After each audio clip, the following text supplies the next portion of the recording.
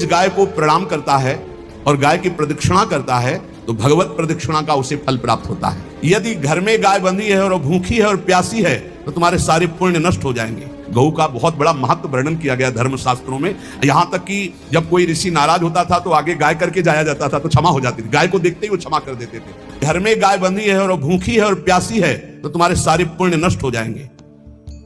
अगर घर में रजस्वला कन्या बहुत काल तक है और उसका विवाह आप नहीं कर रहे हैं तो आपके सारे सुकृत नष्ट हो जाएंगे। यदि घर में ठाकुर जी विराजमान है, कर का पहनाया हुआ माला सुबह तुमने देख लिया तो तुम्हारे सारे पुण्य नष्ट हो जाएंगे, क्योंकि शयन कराते समय तुमने उतारा नहीं, अर्थात तुम सेवा में प्रमाद करते हो। प्रथम जैसे सुबह श्रृंगार किया तो रात्रि के शयन के समय वो हटा लेने चाहिए माले। जब हम शयन कराते हैं तो भले पुष्प शैया पे शयन कराएं पर माला नहीं धारण कराएं। श्रृंगार का माला अगर दूसरे दिन दर्शन किए क्यों पहने ठाकुर जी तो तुम्हारे सुकृत नष्ट हो जाएंगे। गाय बंदी हो घर में, वो प्यासी है और भूखी है, तुम्हारे सुकृत नष्ट हो जाएंगे। त्रिषिता गौर गृह बद्धा, क्योंकि तुम्हारे पास है, सेवा करना चाहिए। यो वै गाम प्रतिसिद्धेन तो चरंतिम च स्वत्रणम नरहा तस्य पूर्वे च पितरा कंपन्ते पतनोन्मुखा। यदि गाय हरी हरी घास चर रही कहीं और तुमने डंडा ऊपर प्रहार किया, लाठी मारी तो तुम्हारे पितर खोपड़ी के बल नरक जाने के लिए तैयार हो गए। ये लिखा है। भारत से कहीं किसी की तुलना हो सकती है जहां गौ को माता की पदवी दी गई, जहां गौ को हम आराध्य देव के रूप में मानते हैं, आराधना करते हैं।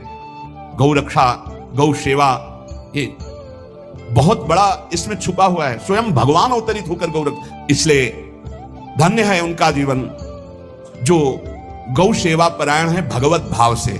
गाय में साक्षात भगवान का भाव रखकर गौ सेवा करते हैं। गाय के गोबर से जहां लेपा जाता है वहां जिस देवता का आवाहन करोगे वही देवता आकर विराजमान हो जाएगा। अपवित्र भूमि में भी यदि गाय के गोबर का लेप कर दिया जाए तो परम पवित्र मानी जाती है। गाय बहुत पवित्र, जहां वो बैठती है, जहां वो मूत्र त्याग करती, गोबर त्याग करती, वो स्थान तीर्थ तुल्य पवित्र माना जाता है। भगवान जब गाय के पीछे पीछे चलते तो गोरज उड़कर उनके मस्तक पर विराजमान होती, उनके मुखार बिंदु पर विराजमान होती। बाल गोविंद के अनिष्टों को दूर करने के लिए गाय के पूंछ को उनके ऊपर से झाड़ा देती थी मैया। राधे राधे दोस्तों, अपने वीडियो को तो पूरा देखा है। ये वीडियो आपको कैसा लगा? गाय को खाना खिलाने और सेवा करने के विषय में विस्तार से जानकारी दिए है। दोस्तों, प्रेमानंद महाराज जी के प्रवचन सुन के आपको क्या सीखने को मिला? कमेंट में जरूर बताएं। फिर मिलते हैं आपके साथ कृपा दर्शन में एक और महत्वपूर्ण वीडियो के साथ। धन्यवाद।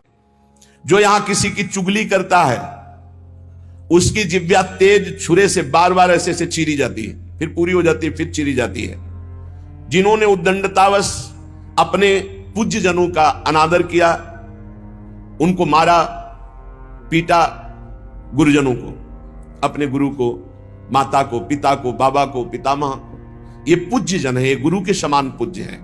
जो अपने गुरुजनों को, पूज्य जनों को अनादर करता है, दंड देता है, मारता है, पीटता है, वो देखो ये कुंड बने हैं विष्ठा के, पीब के और मूत्र के। मूत्र का कुंड, विष्ठा का और पीब का, नीचे करके मुख उन्हीं कुंडों में डाल दिया जाता है, ऊपर से पैक कर दिया जाता है। हजारों वर्ष वही खाओ वही सड़ो, कितना भयानक कष्ट है। नीचे के मुख करके उसमें डाल दिया जाता है। जो लोग भोजन बनाने, बहुत ध्यान से सुनो, भोजन बनाना उद्देश्य रखो, यज्ञ है, यज्ञ के लिए भोजन बना रहे हैं। सबके हृदयों में भगवान है। पहले भोग लगाओ श्री भगवान का, फिर दरवाजे पर निकलो और आसपास झांक के देखो, कोई पशु पक्षी, कोई मनुष्य, कोई संत महात्मा, कोई भूखा तो नहीं दिखाई दे रहा। अगर एक गाय है, कुत्ता भी है तो घर से जाओ, रोटी लाओ, पहले उसे डालो भगवत स्वरूप मान करके पहले। फिर अपने घर में जो बड़े बूढ़े हैं सबसे पहले उनको पवाओ, बच्चे जो हैं उनको पवाओ। अच्छी अच्छी चीज तुम पालो, बड़े बूढ़े नहीं, अभी आगे आएगा, उनको भी दंड मिलता है। तो जो रसोई बनाए तो उसे भाग लगाना चाहिए, देवता का भाग, अतिथि का भाग, कौवे का भाग, गाय का भाग, और अपने जो पूर्व के बुजुर्ग जन हैं पहले उनकी सेवा। अच्छा, जो भी रसोई बने, भगवान का भोग लगाया, दरवाजे तक गए, अतिथि को देखा, एक गौ के लिए ग्रास निकाला, एक कौवा पक्षी आदि के, जरूर जरूर ये नहीं निकालोगे तो पाप है। गीता जी में कहा जो अपने लिए पका के पाता है वो पाप पाता है। ऐसा नहीं छुपा होना चाहिए कि 10 लोगों को और 10 लोगों को और। घर में ऐसा छुपाव नहीं होना चाहिए कि बूढ़ा बुढ़िया के लिए सूखी रोटी दाल और आप गर्मा गर्म हलवा और अच्छे अच्छे पदार्थ पा रहे हो। जो ऐसा भेद करके भोजन करता है, मुखिया मुख सो चाहिए खान पान सो एक, जिसके घर में समर्पित नौकर हैं उनको भी वही भोजन पवाओ जो तुम पाते हो। ऐसा नहीं हो सकता कि तुम बढ़िया बढ़िया और फिर निकृष्ट भोजन उसको, ये तुम्हारा पाप बन रहा है। सबके हृदय में भगवान है, भोजन वही, तुम भले बचा खुचा पालो, घर के मालिक हो, लेकिन सेवकों को, बालकों को, वृद्धजनों को, अतिथि जनों को भरपूर। ये धर्म का ज्ञान अगर नहीं है तो फिर कह रहे हैं कि शरीर बड़ा भयानक मिलता है और मुंह सुई की नोक के बराबर होता है। अब वो इतना भूख से व्याकुल होता है पर उसको खाने को क्या मिलेगा? वही गंदी चीज और सुई की नोक के, और हाथी जैसा शरीर, और भूख से वो तड़पता रहता है। ऐसा हजारों वर्ष नरक में मिलता है। जो लोग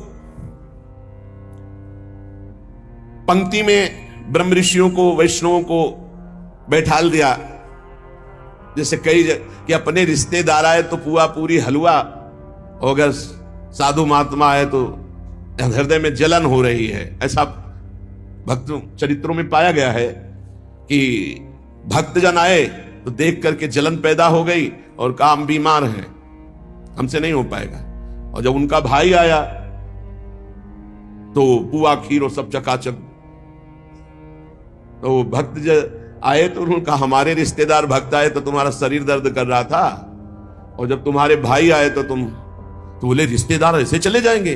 नहीं तो संत वैष्णव ऐसे चले जाएंगे। पूरी पुआ खीर सब संतों को पवाया, और जो खिचड़ी आज स्वयं बनाई थी वो पवाया उनके रिश्तेदारों को। जब कोई अर्थार्थी शरणागत तुम्हारी शरण में आ जाए और तुम उसके साथ धोखा करो तो यहां भी दंड मिलेगा और वहां भी दंड मिलेगा। एक पूज्य भाई जी से हनुमान प्रसाद पोद्दार जी ने घटना लिखी, मैं नाम खोल करके नहीं कहूंगा क्योंकि उनके पारिवारिक जनों को दुख होगा। मेरे परिचय के थे भाई जी महाराज के, मेरे परिचय के थे, गांव भी लिखा है, गांव का नाम भी लिखा है कि वो मेरे परिचय के थे और दो भाई थे। उनमें से किसानी का कार्य होता था। किसानी के बहुत पुरानी घटना नहीं है भाई जी महाराज के, कुछ वर्ष की है, अक्षरशः सत्य है। ये कोई हम कथा नहीं कह रहे, हम जानबूझ करके पता नहीं दे रहे हैं। मुझे जिला गांव सब पता है। वो कृषि कार्य करते थे, गृहस्थी का कार्य किसानी से पूरा होता था। उनके पास एक बैलों की जोड़ी बहुत सुंदर थी और एक बैल, दो भाई थे। एक दिन संध्या काल के समय जो व्यापारी थे बैलों के, उनको पता चला गांव में दो किसानों के पास बहुत सुंदर दो जोड़ी बैल हैं, एक जोड़ी से उनका काम चल सकता है, आप प्रयास करेंगे तो एक जोड़ी बेच देंगे। अर्थ है आपकी शरण में आया है तो आपको अपने प्राणों की बलि चाहे देनी पड़े, उसकी हानि नहीं होनी चाहिए, शरणागत की हानि नहीं होनी चाहिए। अगर हानि हो गई तो नारक की गति मिलेगी और यहां भी दंड मिलेगा तत्काल। ये महत् पाप है, शरणागत का त्याग महत् पाप है। अब वो दो व्यापारी थे, अब वो कई बैल खरीदना बेचना उनका काम था। वहां आए और उस समय 12,000 रुपए की जोड़ी तय की। उनको बहुत अर्थ लगा, 12,000 रुपए मिल रहे, दो से काम चला लेंगे, फिर गौए हैं बछड़े हो जाएंगे, फिर काम चलेगा। 12,000 रुपए ये देंगे और ये व्यापारी हैं, उनके पास थैला भी था तो और भी रुपए होंगे। संध्या का समय था, व्यापारी ने कहा कल सुबह हम बैल लेकर चले जाएंगे, आज रात हम तुम्हारे यहां सो जाएं। रात्रि हो रही, उनके मन में तुरंत चलने लगा दोनों किसान भाइयों के। उन्होंने कहा हाँ हाँ बहुत आराम से खाइए पिए, आपका घर है। उनका आज रात्रि हम आपकी शरण में हैं, आप हमारे और हमारे धन की रक्षा कीजिए, कल सुबह हम 12,000 आपको देकर आपके बैल लेकर चले जाएंगे। अब एक तो आती थी, दूसरे शरणागत। रात्रि में अच्छा भोजन पवाया और बारंडे में लिटा दिया। घर घर के बाहर चौपार होती थी, जिसे बारंडा कहा जाता है, उसे चौपार कहा जाता है। वो 8-9 बजे शयन कर गए। कहीं कहीं बरोठा कहा जाता है, कहीं बारंडा कहा जाता है, कहीं चौपार कही जाती है। अब दोनों ने अपनी पत्नी से विचार किया कि अगर इन दोनों को मार दिया जाए तो बैल भी नहीं जाएंगे, 12,000 तो मिलेंगे भी, और भी व्यापारी है, पैसा इसके पास है, बहुत आनंद है। ये भाव बिल्कुल नाशकारी, क्योंकि उस शरण में है तुम्हारी, वो अतिथि है बिल्कुल। ये तो मतलब लोक परलोक तत्काल नष्ट कर देता है, तत्काल। इसे महत पापों में कहते हैं, और महत पाप तत्काल प्रभाव दिखाता है, तत्काल। वो ऐसा नहीं कि नरक जाओगे वो बाद की बात, तत्काल तुम्हें दंड देगा। ये महत पाप तत्काल दंड देता है। उनके हृदय में हत्या करने का पूरा विचार बन गया, पाप भरी योजना। पत्नी उनकी सहयोगी हुई, तो पत्नी ने कहा पहले लाश गाड़ने की व्यवस्था तो सोचो, घर में तो गाड़ी नहीं जा सकती। तो उनका हमारा खेत है बगल में गन्ने का, हम दोनों जा रहे हैं और एक ही गड्ढे में दोनों को दबा देंगे, इनके नाप का गड्ढा खोद के अभी आते हैं। वो अति शीघ्र गन्ने के खेत में जाके गन्ना काट के और गड्ढा खोदने लगे। दैव योग से एक पड़ोसी को सोच लगी, भगवान का विधान होता, जाको राखे साइया मार सके न कोई। वो सोचा बगले में गन्ने का खेत है, यही निपट लेते। पहले शौचालय तो हुआ नहीं करते थे, गांव के बाहर खेतों में दूर जाना होता था। अब वो गन्ने के खेत में बगले में जाके, अब ये बोले इतने में 2 आ जाएंगे। उसको लगा ये रात्रि में क्या प्लान बना रहे हैं। नजदीक गए, वो देखो एक को नीचे कर देंगे, एक को ऊपर कर देंगे। बोले कहीं पाप तो नहीं हो रहा। बोले 20,000 रुपया उसके पास है, तुम पाप की सोच रहे हो।